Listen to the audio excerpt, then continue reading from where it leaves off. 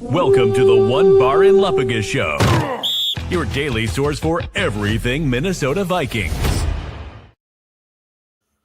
Top of the morning, it's game day. We're in London. Let's get a dubski, go 3-2, heading into the bye. It's going to be a great day, Lupagus. Great day. You know why? Because we're going to win? Martin Davies here, man. Davies here, Jay's here, Purple and Gold Bars is here, big trickling in right now. And yeah, I mean, Vikings, 2-2 against the Browns, really good defense. Vikings beat up O-line. Everything looks not great for the Vikings, but I feel good about this one for some reason. Wow, way to start off. Way to start off on a positive note. We all know it. We all know what we're facing here. We're facing the Browns. But we'll let's wait a little bit, let everybody trickle in here. Two-tone, what is shaking? What is shaking bacon? What's everybody having for breakfast this morning? That's what I want to know. Hit that give that old butt spanking as you come in. Adam, what is going on? Adam's up early. Jay, you're right. You're right. Albert. It seems like a new name. Albert DeHaven. Albert DeHaven. Sounds like a bar. I'd love to visit. Davey, come on, man. Don't show your age. Oatmeal? He needs it. He needs it for his I'm surprised Davey doesn't still call it porridge. I think it's different. I think porridge is actually different. It's a different thing. I have a bowl of porridge this morning. Oatmeal. Nothing grosser than oatmeal. I'm sorry, Davey. Yeah, if you can soup it up with a bunch of shit, it's not bad. Well, you can do that to anything. Just straight up bowl of oatmeal. You think he's just having just plain oatmeal with nothing in it, with no brown sugar, Quaker no Oats, fruit? thing out of the tube, just dumping it in, adding a little water. Quan, what's going on? Been a while. Davey, you eat what you enjoy, Davey. Life's too short not to enjoy your oatmeal. No, I'm not. I'm actually a little jealous the fact that he does like it. Holy cow! Look at this guy. Wow, it's been a long time. We put out missing posters for you, sir. Good to see you. We call him Brady now, by the way. He's a grown man. Yeah, he is a grown man. Well, we watched him grow in this show. We did. We were with him through his wonder years. We nestled him. FWNer, what a shaking. Hit that like as you guys come in. We're going to be live for the post game right after the game. So make sure to come on. We'll be bringing you guys on. Studs and turds, all that fun stuff. Post haste, as they say. Post haste. Something tells me we're going to be in a pretty good mood in that post game. Look at Davey sticking up for his breakfast now, because yesterday morning he had steak and eggs. No, Davey, I wasn't breakfast shaming you. I just hate oatmeal. Long's on the toilet right now. Well, don't stay on there too long. Rock back and forth, and mosey on. Remember to wash your hands. That's gross if you don't. Yeah, you sit there too long, you'll get a hemorrhoid. There's nothing grosser than being like at the gas station and cutting a quick whiz or something, and just seeing somebody walk out of the potty and walk right out, right into the store, right past the sink. Drives me nuts. There should be a toilet officer in there. I think there isn't, like... You're a grown man. You forgot something very important. Hate that shit. Sounds like you go to a lot of gas station bathrooms. I pee a lot. All right, let's do this. Let's talk some Vikings freaking Browns. This, all right, this episode's brought to you by the Patriot, by the way. Yeah. As you can see down in the corner and over my shoulder, I got the Commander back there. That will be my, not breakfast, but it will be my lunch breakfast. I have other plans, but the Patriot, great pizza, great cause. Also, we're going to be teaming up with them again like we did last year in November for a little veterans giveaway. So stay tuned for that. Teaming up with them is always great. Yes, it is. Let's jump into the inactives, and let's start on the Browns side of things. Quarterback Shadur Sanders is their third quarterback today. He'll probably get interviewed after the game, but he is their third emergency quarterback. Safety Damontae Kazee is inactive. Running back Raheem Sanders. Defensive tackle Mike Hall Jr. Tackle Thayer Munford Jr. Guard Zach Zinter. And tackle Cornelius Lucas. All inactive for the Browns today. Zach Zinter, was he North Carolina? Where'd he go? Yeah. Wisconsin? Even Thayer Munford ring a bell. LSU? Wanted him. So anyway, nothing too shocking on the Browns side. No, they're very healthy. He was a Michigan Wolverine. Oh yeah. Let's go to the Vikings. No shockers here. Quarterback J.J. McCarthy's inactive. Outside linebacker Andrew Van Ginkel. Center Michael Juergens. Guard Donovan Jackson. Tackle Brian O'Neill by Nurasek. And defensive lineman Elijah Williams got to play last week. This week he gets to watch.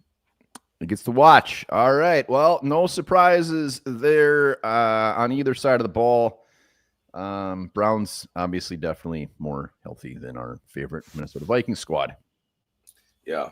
And well, let's just jump into this game now, because the big talker this one is Vikings, this revamp, bandage, this patch together O-line they're putting out there against this very good Browns defense. This is clearly the story today. If they can hold up, the Vikings should win this game. If they can't, it's going to be tough. Yeah, I mean, I see it going two ways and nothing in between. I see it either the Vikings just shock the world and hold the Browns to like 2 sacks and Myles Garrett in check, or they set some sort of record where the Browns get 15 sacks today. I think it's going to be one way or the other, and I'm actually leaning towards the fact that this Vikings shoddy offensive line is going to shock the pants off of everybody watching them. I think they're going to play good. Yeah, I mean, when we expect to go one way, it always goes the other. We thought Trey Hendrickson was going to get 15 sacks against us. He was shut down, of course. Hold on. I said that in a video like 3 days ago. Somebody really let me have it in the comment. You do not compare Trey Hendrickson to Myles Garrett. Just very mad at me. Like I was not showing Myles Garrett respect. No, it was just the fact that I think that your whole take was, and this is mine too, like we thought it was one thing was going to happen and the other thing happens. Like, you look at these games, you think of them all week, you think how it's going to go, and a lot of times it goes completely opposite. So it could go opposite right now with the Vikings, just in here an hour. We think the old lines get destroyed. Maybe they're going to be great. Yeah, no, anybody trying to guess what they think is going to happen is doing just that. They are guessing. Remember, I mean, the Browns, they are 1-3, but they have had the toughest schedule in the NFL so far. Toughest schedule so far. And it just got tougher today. It did get tougher. It got extremely tougher. Watching Carson Wentz walking into the stadium today, I mean, the guy, he dresses well. He's playing it off well, like he's coming in to kick some ass. I hope he backs it up. I mean, he looked very dapper.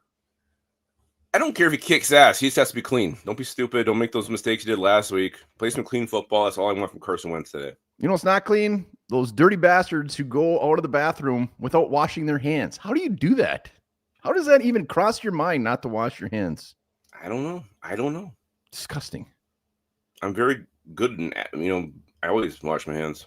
Should everybody multiple times. You're supposed to say the ABCs while you're washing your hands.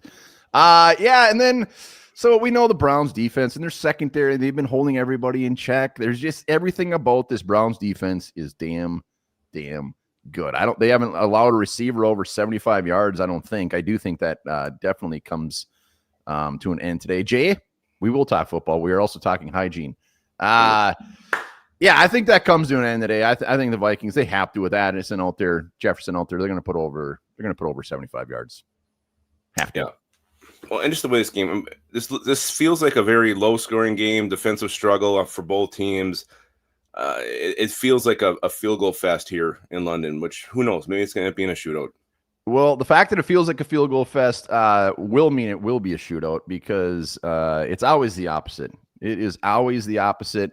Looking on the offensive side of the ball for the Browns, they got some players. But the big talker obviously is Dylan Gabriel. I turned on the TV this morning, all the pregame shows. That's all I'm seeing is Dylan effing Gabriel all over the screen. He's the big talker. You know what? He can be. Put all the pressure on that guy.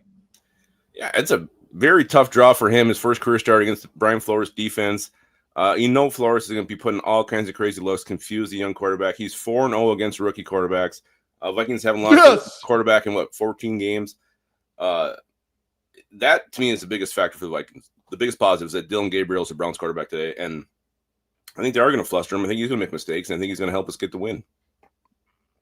Yeah, absolutely. The man behind him, Judkins, the rookie running back, does scare me a little bit.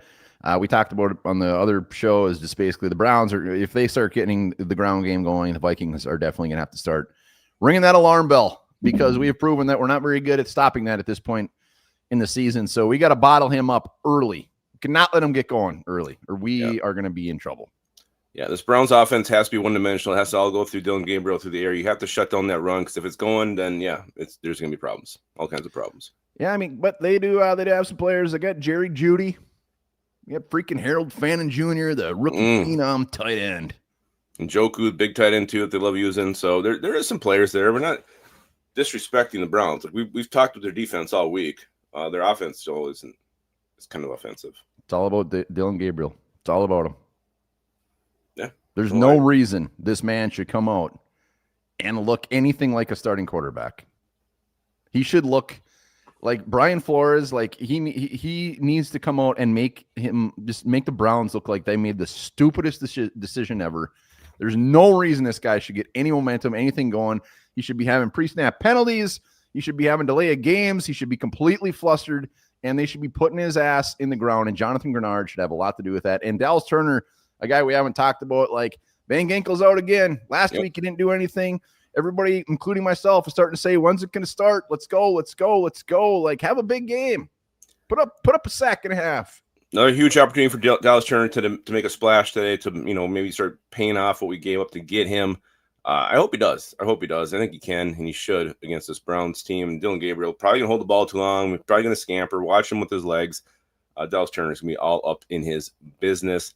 On the Vikings side, on the Vikings offense, let's get Jordan Mason going again. Like, we have, 40-something yards last week? Let's get Jordan Mason rolling early. Yeah, get him rolling. Xavier Scott, I don't need to see him on the field as much as we did last week. Uninterested. I'd love to see Ty Felton alter. But, yeah, Jordan Mason, pound the ball. Pound that thing. Boom, boom, boom. Let's go back to my room. T-Bass, I don't think it's possible to see worse tackling. I hope you're right. It has to improve. It better be better. What we saw last week was just obscene. Well, they were all trying to punch the ball out again after the big week that Isaiah Rodgers had. They tried tackling later. At that point, they couldn't. But, yeah, just make the tackle first. Worry about the ball second. Get the tackle. All right, well, let's wrap this. We're going to be live post-game. I don't know if you got any line. We doing any lines? Yeah, I got lines right here. All right, let's do them.